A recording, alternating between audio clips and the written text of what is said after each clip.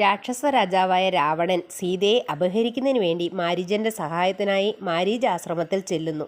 എന്നിട്ട് പറഞ്ഞു, നീ ഒരു മാനിൻ്റെ വേഷം ധരിച്ചു ചെന്ന് ശ്രീരാമ ലക്ഷ്മണന്മാരെ അകറ്റി ദൂരത്താക്കണം. അപ്പോൾ ഞാൻ സീതയെ തേരിലേറ്റിക്കൊണ്ട് പോരാം. ഇത് കേട്ട മാരീചൻ പറഞ്ഞു, അങ്ങേക്ക് ആരാണ് ഈ കുലം മുടിക്കുന്ന കാര്യം പറഞ്ഞു തന്നത്? അവൻ അങ്ങയുടെ ശത്രുവാണ്. ശ്രീരാമനെക്കുറിച്ച് ഞാൻ കേട്ടിരിക്കുന്നത് അങ്ങേക്ക് പറഞ്ഞുതരാം.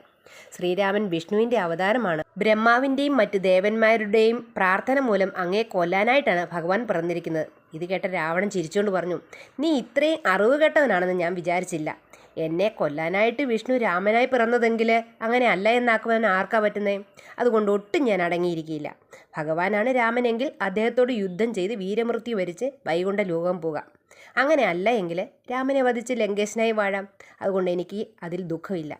ഇനി ഇങ്ങനെ എന്നെ ഉപദേശിച്ചിരിക്കാനാണ് ഭാവമെങ്കിൽ നീ എൻ്റെ വാളിന് ഇരയാവുന്നതാണ് എന്ന് രാവണൻ ആക്രോശിക്കുന്നു. ഇയാൾ പറയുന്നത് കേട്ടാലും കേട്ടില്ല എങ്കിലും മരണം ഉറപ്പാണ്.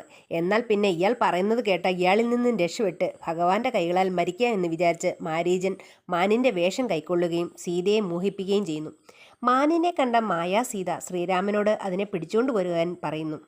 സീതയെ ലക്ഷ്മണനെ ഏൽപ്പിച്ചിട്ട് ശ്രീരാമൻ മാനിന് പുറകെ പോകുന്നു. മാനിൻ്റെ അടുത്ത് ചെല്ലുമ്പോൾ ഓടിയും ദൂരത്താകുമ്പോൾ നിന്നും ഇങ്ങനെ ഒരുപാട് ദൂരെയാകുന്നു.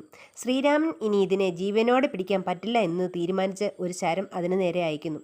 അപ്പോൾ മരണവേദനയോടെ മാരീചൻ, ഭ്രാതാവേ ലക്ഷ്മണ രക്ഷിക്കണേ എന്ന് അലറി വിളിക്കുന്നു. ഇത് കേട്ട സീതാദേവി, ജ്യേഷ്ഠന് എന്തോ പറ്റിയിരിക്കുന്നു ലക്ഷ്മണ, രക്ഷിക്കൂ എന്ന് പറയുന്നു. അപ്പോൾ ലക്ഷ്മണൻ പറഞ്ഞു, ജ്യേഷ്ഠനൊന്നും പറ്റിയിട്ടില്ല, ഞാൻ ദേവിയെ ഇട്ടിട്ട് എങ്ങോട്ടും പോയില്ല, കരഞ്ഞത് രാക്ഷസനാണ് എന്നൊക്കെ പറയുന്നു. സീത കോപം കൊണ്ട് സങ്കടം കൊണ്ട് ലക്ഷ്മണനെ അപമാനിച്ച് സംസാരിക്കുന്നു. ജ്യേഷ്ഠന് നാശം വന്നാൽ എന്നെ കൊണ്ടുപോകാനാണ് വിചാരമെങ്കിൽ നിനക്ക് എന്നെ കിട്ടില്ല, ഞാൻ അഗ്നിയിൽ ചാടി മരിക്കും.